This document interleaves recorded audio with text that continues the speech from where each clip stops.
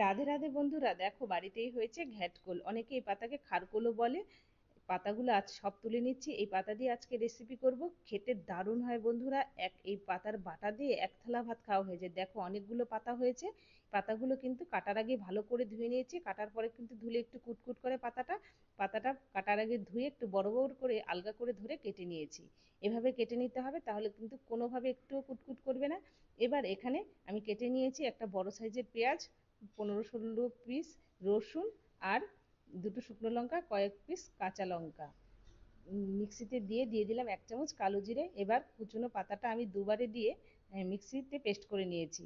কাঁচা পাতা বাটা খেতে কিন্তু ভীষণই ভালো লাগে বন্ধুরা। আমি কাঁচা পাতা বাটাটাই করি। এভাবে দেখো পেস্ট করে নিয়েছি, কত সুন্দর হয়েছে। কড়াতে তেল দিয়ে ফোড়নে দিয়েছি একটু কালো জিরে। কালো জিরেটা তোমরা নাও দিতে পারো, কালো জিরেটা আমার মুখে পড়লে বেশ ভালো লাগে তাই দিয়েছি।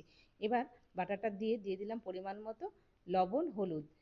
নেড়ে এবার মিশিয়ে নিচ্ছি। আর একটু গ্যাসের ফ্লেমটা হাইতে রেখে করতে হবে, পরে একটু মিডিয়ামে দিয়ে নিতে হবে। দেখো একটু কিন্তু কড়াতে লাগেনি, কত সুন্দর হয়েছে, নাড়ুর মতো একদম টানিয়ে নিতে হবে। তোমাদের কেমন লাগলো জানিও, লাইক করো, চ্যানেলটি সাবস্ক্রাইব করো।